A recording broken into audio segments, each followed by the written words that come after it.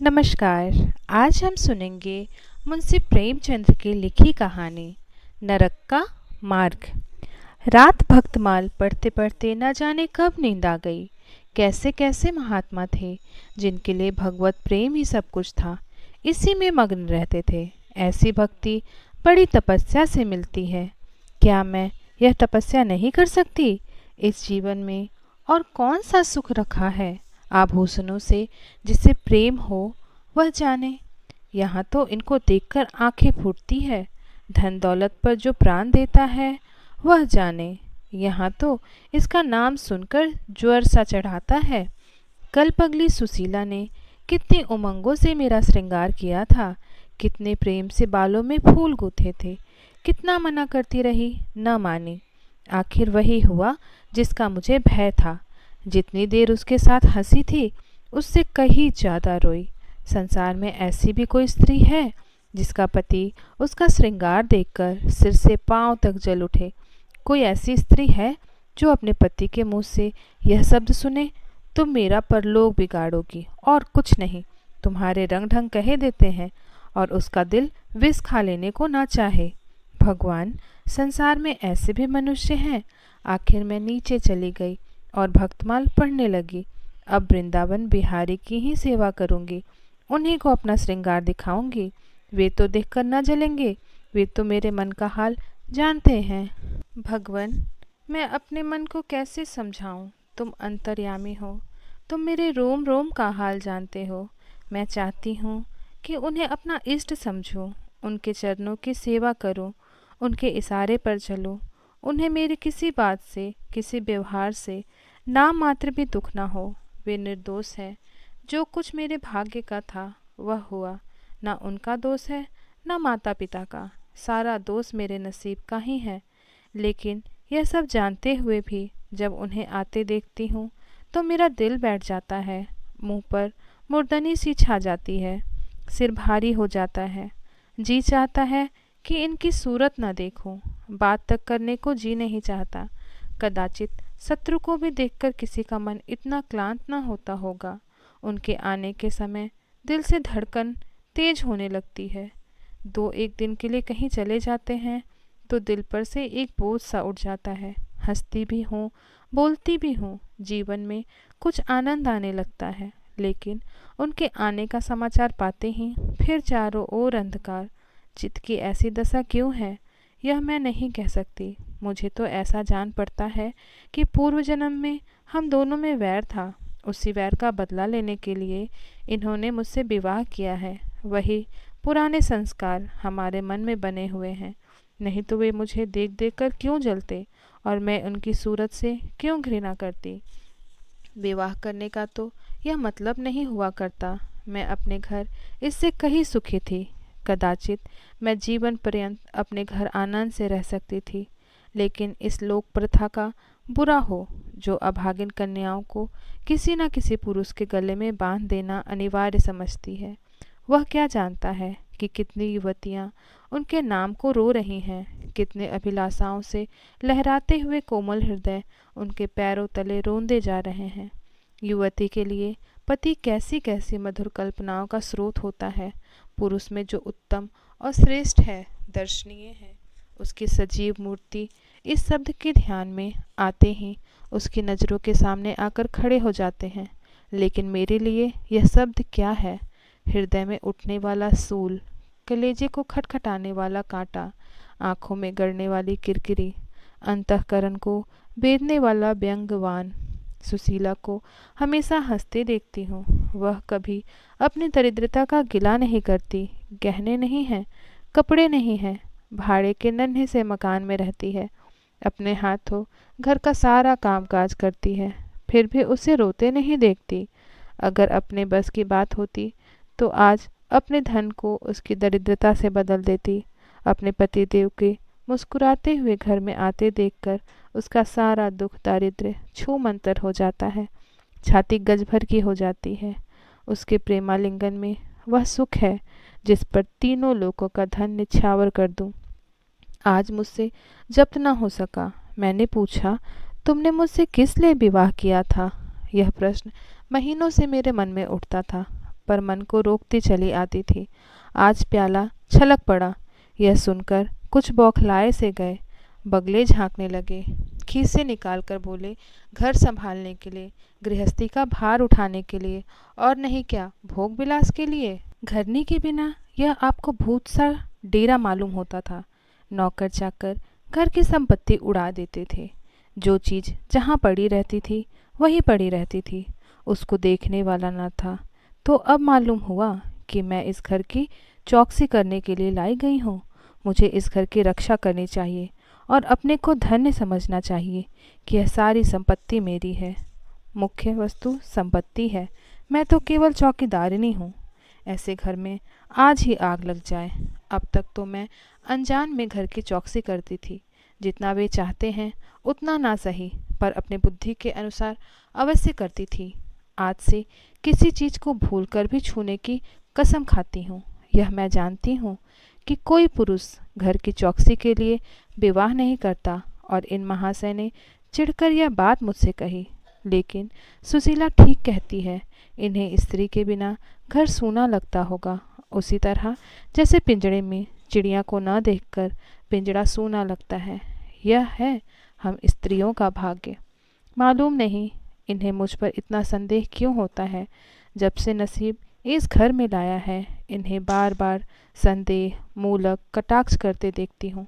क्या कारण है? जरा बाल गुथवा कर बैठी और ये होठ चबाने लगे। कहीं जाती नहीं, कहीं आती नहीं, किसी से बोलती नहीं, फिर भी इतना संदेह। यह अपमान असहाय है। क्या मुझे अपनी आबरू प्यारी नहीं? यह मुझे इतनी छिछोरी क्यों समझते हैं? इन्हें मुझ पर संदेह करते लज्जा भी नहीं आती। काना आदमी किसी को हंसते देखता है तो समझता है लोग मुझे पर हंस रहे हैं। शायद इन्हें भी यही वहम हो गया है कि मैं इन्हें चिढ़ाती हूँ। अपने अधिकार के बाहर कोई काम कर बैठने से कदाचित हमारे चित्त की यही वृत्ति होती है। भिक्षुक राजा की गद्दी पर बैठकर चैन की नींद नहीं सो सकता। उससे अपने चारों तरफ शत्रु ही शत्रु दिखाई देंगे। मैं समझती हूँ सभी शादी करने वाले बुढ़ों का यही हाल है। आज सुशीला के कहने से मैं ठाकुर जी की झांकी देखने जा रही थी। अब यह साधारण बुद्धि का आदमी भी समझ सकता है कि फूहड़ बहू बनकर बाहर निकलना अपनी हंसी उड़ाना है। लेकिन आप उसी वक्त न जाने किधर से टपक पड़े और मेरे ओर तिरस्कारपूर्ण नेत्रों से देखकर बोले, कहाँ की तैयारी है? मैंने कह दिया जरा ठाकुर जी की झांकी देखने जाती हूँ। इतना सुनते ही त्योरियाँ चढ़ाकर बोले, तुम्हारे जाने की कुछ ज़रूरत नहीं। जो स्त्री अपने पति की सेवा नहीं कर सकती उसे देवताओं के दर्शन से पुण्य के बदले पाप होता है। मुझसे उड़ने चली हो। मैं औरतों की नस नस पहचानता हूँ।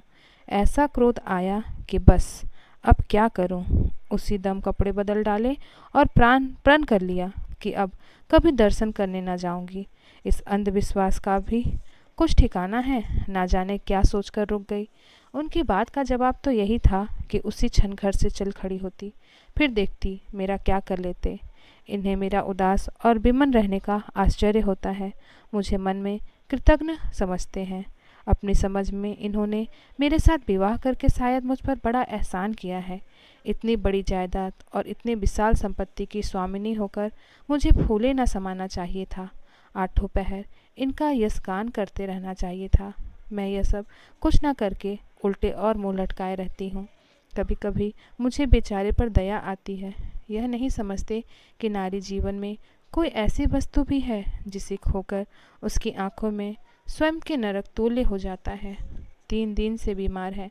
डॉक्टर कहते हैं बचने की कोई आशा नहीं, निमोनिया हो गया है। पर मुझे न जाने क्यों इनका गम नहीं है। मैं इतनी वज्र हृदय कभी न थी।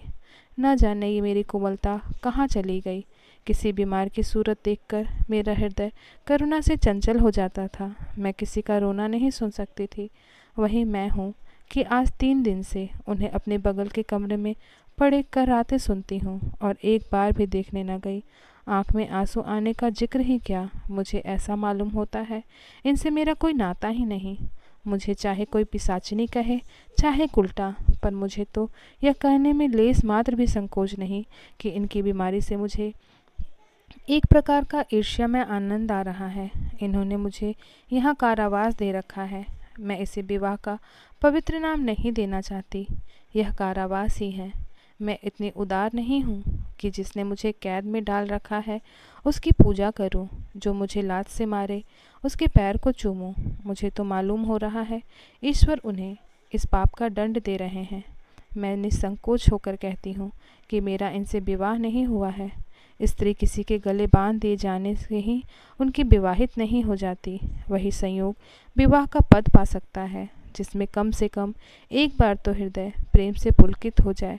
सुनती हूँ वहाँ से अपने कमरे में पड़े पड़े मुझे कोसा करते हैं, अपनी बीमारी का सारा बुखार मुझ पर निकालते हैं, लेकिन यहाँ इनकी परवाह नहीं। जिसकी जी चाहे जायदाद ले ले, धन ले ले, मुझे इसकी ज़रूरत नहीं। आज 3 दिन हुए मैं विधवा हो गई। कम से कम लोग यही कहते हैं जिसका जो चीज़ चाहे कहे, पर मैं अपने को जो कुछ समझती हूँ वह समझती हूँ। मैंने चूड़ियाँ नहीं तोड़ी, क्यों तोड़ूँ? मांग में सिंदूर पहले भी न डालती थी, अब भी नहीं डालती। बूढ़े बाबा का क्रियाकर्म करके उनके सुपुत्र ने किया, मैं पास न फटकती। घर में मुझ पर मनमानी आलोचनाएं होती है। कोई मेरे गुथे हुए बालों को देखकर नाक से कोड़ता है, कोई मेरे आभूषणों पर आंख मटकाता है। यहाँ इसकी चिंता नहीं। इन्हें चिढ़ाने को भी मैं रंग बिरंगे साड़ियाँ पहनती हूँ और बनती संवरती हूँ। मुझे जरा भी दुख नहीं है। मैं तो कैद से छूट गई। इधर कई दिन बाद सुशीला के घर गई। छोटा सा मकान, ना कोई सजावट, ना सामान, चारपाइयाँ तक नहीं, पर सुशीला कितने आनंद से रहती है। उसका उल्लास देखकर मेरे मन में भी भांति भांति की कल्पनाएं उठने लगती हैं। उन्हें कुत्सित क्यों कहूँ, जब मेरा मन उन्हें कुत्सित नहीं समझता। इनके जीवन में कितना उत्साह है। आंखें मुस्कुराती रहती हैं, होठों पर मधुर हास्य खेलता रहता है, बातों में प्रेम का स्रोत बहता हुआ जान पड़ता है। इस आनंद से चाहे वह कितना ही क्षणिक हो, जीवन सफल हो जाता है। फिर उसे कोई भूल नहीं हो सकता। उसकी स्मृति अंत तक के लिए काफ़ी हो जाती है। जिस मिजराव की चोट हृदय के तारों को अंतकाल तक मधुर स्वरों से कंपित कर सकती है। एक दिन मैंने सुशीला से कहा, अगर तेरे पतिदेव कहीं परदेश चले जाएं तो रोते रोते मर जाएगी। सुशीला गंभीर भाव से बोली, नहीं बहन, मरूंगी क्यों? उनकी याद सदैव प्रफुल्लित करती रहेगी, चाहे उन्हें परदेश में बरसों लग जाए। मैं यही प्रेम चाहती हूँ। इसी चोट के लिए मेरा मन तड़पता रहता है। मैं भी ऐसी ही स्मृति चाहती हूँ, जिससे दिल के तार सदैव बजते रहें, जिसका नशा नित्य छाया रहे। रात रोते रोते हिचकियाँ बन गई। न जाने क्यों दिल भर आता है।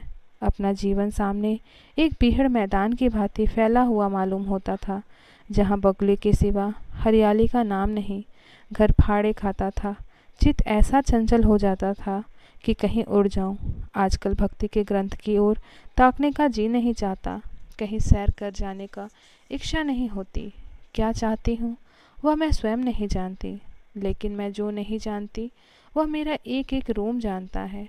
मैं अपनी भावनाओं की सजीव भूमि हूँ। मेरा एक एक अंग मेरी अंतरिंग वेदना का अंतर्दान कर रहा है।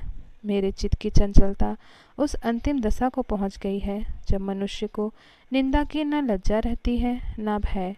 जिन लोभी स्वार्थी माता पिता ने मुझे कुएं में ढकेला, जिस पाषाण हृदय प्राणी ने मेरी मांग में सिंदूर डालने का स्वांग किया, उनके प्रति मेरे मन में बार बार दुष्कामनाएं उठती हैं।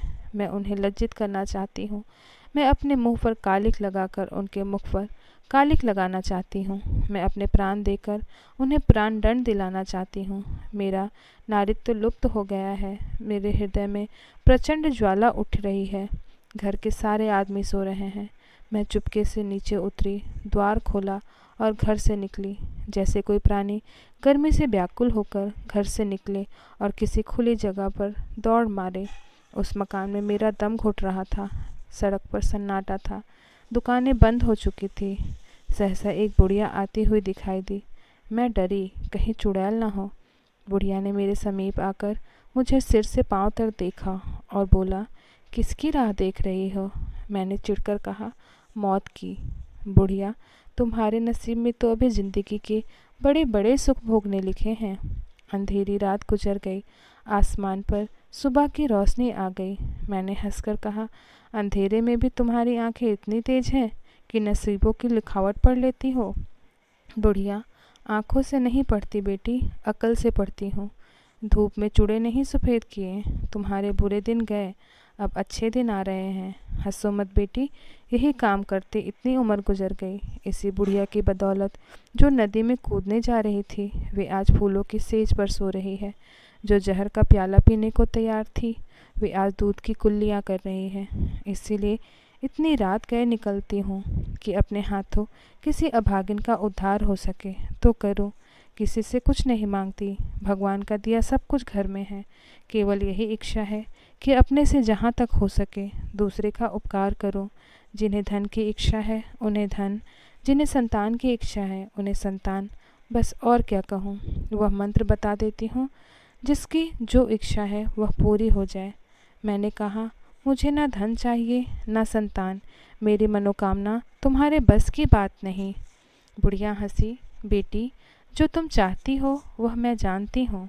तुम वह चीज़ चाहती हो जो संसार में होते हुए स्वर्ग की है, जो देवताओं के वरदान से भी ज़्यादा आनंदप्रद है, जो आकाश कुसुम है, गुलर का फूल है, अमावस का चांद है, लेकिन मंत्र में वह शक्ति है जो भाग्य को भी संवार सकती है।